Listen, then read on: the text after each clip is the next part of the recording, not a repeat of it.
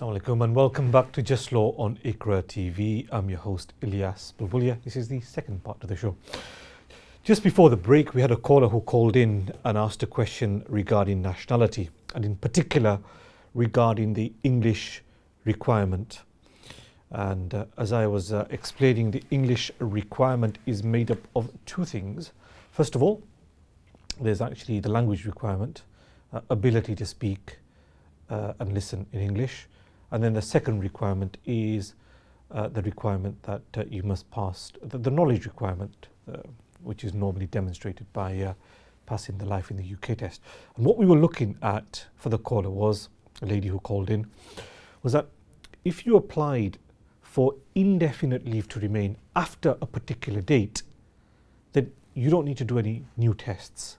The fact that you applied after a particular date means that whatever you did before is acceptable for nationality. You just simply tick the box saying, this is when I applied for indefinite leave to remain, as long as it's after this particular date. Now that particular date was actually 28th of October 2013. Now what I couldn't remember was whether it's October 12 or October 13. I had a quick look when we went for the break, and it's actually 28th of October 2013. So you don't look at when you were granted indefinite leave to remain, you look at when you applied for indefinite leave to remain. If you applied for indefinite leave to remain after 28 October 2013, you don't need to meet the English language requirement or the knowledge of UK requirement at all. Now, lady that called in said they applied in October 12, so they would have to do the test again. I'll take this call and then go through what the requirement is and how it's fulfilled. Hello, assalamu alaikum. वालेकुम सलाम, कैसे हो? खैरियत? जी अल्हम्दुलिल्लाह ठीक ठाक है, आप कैसे हो? ठीक हो? जी अल्हम्दुलिल्लाह। जी इलियास भाई, एक क्वेश्चन था मुझे। जी मेरे अंकल वो पाकिस्तान शादी की है, मेरे अंकल की नेशनलिटी तो ब्रिटिश है। जी ठीक है। जी और उसने शादी की थी पाकिस्तान। जी ठीक है। वहाँ से उसकी वाइफ भी आ गई, अंकल की आंटी आ गई यहाँ पे। जी ओके। ठीक है, तो आंटी को 2.5 साल की वीजा मिली। जी तो आंटी की पहले एक लड़की थी वहाँ पे पाकिस्तान के अंदर में, पहले जो शादी की थी ना, बाद में डिवोर्स हो गया था, बाद में मेरे अंकल के साथ शादी की। जी तो वो लड़की इधर आई, वो 18 साल के अंदर मेरे वीजा के लिए अप्लाई किया था, वो लड़की इधर आ गई। जी ठीक है। जी ठीक है, तो जितनी मेरी आंटी की वीजा है ना, उतनी ही वीजा उनको मिली है। जी वो जी समझ लड़की गया। को, जी जी समझ में आई? जी तो मेरी आंटी ने अभी लाइफ इन यूके की टेस्ट दी है जी और वो लड़की ने भी दी है। जी ठीक है। लड़की पास हो गई, जी आंटी फेल हुए। ओके ठीक है। ओके, जी। अभी ये 2.5 साल की वीजा में आंटी अप्लाई करोगे, अप्लाई कर सकते हैं, दूसरे अप्लाई करने जाएंगे तो मेरी आंटी को तो वो लाइफ इन यूके के बिना नेशनलिटी नहीं देंगे वो। जी इंडेफिनिट नहीं देंगे ना, इंडेफिनिट नहीं मिलेंगे, इंडेफिनिट नहीं मिलेगी ना जी। और वो लड़की का क्या, उसने तो पास कर लिए ना। जी असल प्रॉब्लम क्या है कि लड़की जो है ना वो इंडिपेंडेंटली इंडेफिनिट लीव के लिए अप्लाई नहीं कर सकती। सो जब उसकी जो मदर है, जब उसका मदर का जब इंडेफिनिट होगा तब ही वो लड़की का इंडेफिनिट होगा। अच्छा ये ठीक है, जब तक वो आंटी ने इतनी पढ़ाई नहीं की है, जब तक आंटी पास नहीं होगी तब तक वो लड़की भी नहीं पास है। लड़की नहीं होगा, फिर लड़की का क्या होगा कि अगर ऐसे समझो कि आंटी से पास ही नहीं कर सकते और 10 साल हो गए यहाँ यूके में, और जो बेटी है बेटी का भी 10 साल हो गए यूके में, तो फिर बेटी अप्लाई कर सकेगी वो 10 ईयर रूल के अंडर में। मगर जब तक बेटी का 10 ईयर्स नहीं हुए और वो जो उसकी मदर की जो स्पाउस वीज़ा है और वो डिपेंडेंट है उसकी मदर की, तो वो मदर के साथ उसका लिंक ही रहेगा। मदर जब इंडेफिनिट मिलेगा तो स्ट्रेट अवे वो बच्ची को भी मिल जाएगा इंडेफिनिट। मगर अगर मदर को नहीं मिलता, बिकॉज वो पास ही नहीं कर सकते, तो लड़की। मैं एक सवाल इसके ऊपर से सवाल करता हूँ, अगर आंटी ने पहले पास कर लिया जी ठीक है, उसको इंडेफिनिट मिल गया और लड़की फेल हुई तो जी, तो लड़की की एज अगर अंडर 18 है ना तो फिर तो ज़रूरी नहीं है ना, अगर ओवर 18 होगी तो फिर उसको पास करना पड़ता है ना, बिकॉज तो ओवर 18 हो गई। हाँ तो फिर उसको भी पास करना पड़ता है। इसी नॉर्मली क्या होता है कि बच्चे अंडर 18 होते हैं ना, तो इससे क्या होता है कि मदर पास कर लेते हैं और बच्चे का ऑटोमेटिकली हो जाता है। मगर अगर ये सिनेरियो में मदर की एज डॉटर की एज ओवर 18 हो गई तो उसको भी life in the UK mother की एज तो 45 जैसी हो गई है जी वो इतनी पढ़ाई तो नहीं की है जी कोई रास्ता है उसका कोई लाइफ इन यूके के बिना जी उसमें एक ही रास्ता होता है जिसकी एज अंडर 65 है अंडर 65 जी है 45 जी जी तो उसका एक ही रियली रास्ता है ये सिचुएशन में कि अगर मेंटल बीमारी है mental issues unwell let's say for example dementia है सिवियर डिप्रेशन है जिससे वो स्टडी नहीं कर सकती इंग्लिश और life in the UK test भी वो नहीं पास कर सकती एंड वो डॉक्टर कंफर्म कर सकता है कि यस उसको ये बीमारी है और ये बीमारी की वजह से ये इंग्लिश के टेस्ट वो डॉक्टर जीपी का लेटर चाहिए कि साइकियाट्रिस्ट का भी चल सकता वो है अभी जो लिखा है ना उसका जो रूल्स है आई थिंक वो जीपी का भी is acceptable as far as I know GP भी एक्सेप्टेबल है मगर वो एक पर्टिकुलर फॉर्म है वेबसाइट पे 3-4 पेज फॉर्म तो जीपी को प्रॉपर लिखना पड़ता है इसमें और साइकियाट्रिस्ट का लेटर लो तो बेटर मच बेटर अगर मगर वो साइकियाट्रिस्ट वो चाहिए ना जो उसकी केयर कर रहा है उसका चाहिए रियली राइट केयरिंग वाला चाहिए जिसको उसके बारे में पता है ओके नहीं वही ना वो हम किसी साइकियाट्रिस्ट को दिखा दे ठीक है वो एनएचएस कंसल्टेंट हो ऐसा हो तो चल जाएगा खुद का जीपी या आई थिंक एनएचएस कंसल्टेंट उसका रिपोर्ट अगर ले आए और उसको प्रॉपर कंफर्म करना पड़ता है कि दीज आर द इलनेसेस ये इलनेसेस से नॉर्मली वो पूछते हैं I think in the form कि नेक्स्ट 2 years में व्हाट्स द लाइकलीहुड कि ये पास कर सके तो जीपी या एनएचएस कंसल्टेंट उसको कंफर्म करना पड़ता है कि even in the next 2 years this person will not be able to pass the test उसका मतलब यही है कि जो उसकी अम्मी को पास करना ही पड़ेगा फर्ज है वरना नहीं करेगा तो बेटी के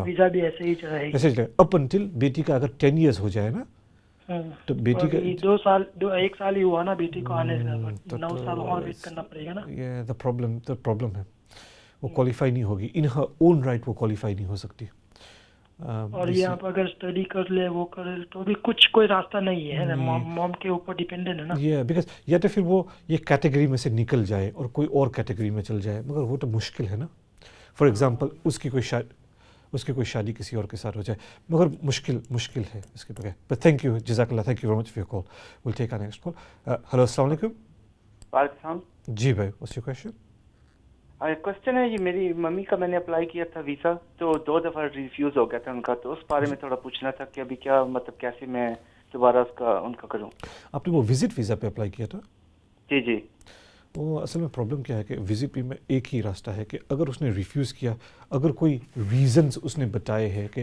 these are the reasons for the refusal अगर कोई डॉक्यूमेंट्स कुछ कम थे जी सर रीज़न वही बताया कि उनकी जो स्ट्रॉन्ग टाई उधर पाकिस्तान में नहीं है सबको यही कहते हैं बहुत मुश्किल है अगर किसी का प्रॉपर इनकम नहीं है पाकिस्तान में अगर बच्चे बड़े हो गए हैं अगर वो विडो हो गए हैं तो it's very very difficult for them to do anything मगर तो वो क्या करना चाहिए भाईजान क्योंकि अभी उनकी उम्र भी 6 पास है इसमें कोई रास्ता ही नहीं है अनफॉर्चुनेटली उसको only thing you can do is री अप्लाई अपील तो है ही नहीं और अपील नहीं है ना अभी 2 दफ़ा 2017 और इसके आजू बाजू में 2 दफ़ा उन्होंने रिफ्यूज़ कर लिया ऑलरेडी लेकिन अभी मैं थोड़ा अफ्रेड हो रहा हूँ कि दोबारा फिर क्या करूँ और कैसे उसका करूँ मुश्किल है यार बिकॉज अब जो भी बताएंगे ना मदर का नॉर्मली आपका सर्कमस्टांसेस को मुझको पता नहीं है मगर आप जो भी बताएंगे नॉर्मली इन दिस सिचुएशन आप सेटिस्फाई उसको नहीं कर सकते बिकॉज मदर की इनकम तो नहीं होगी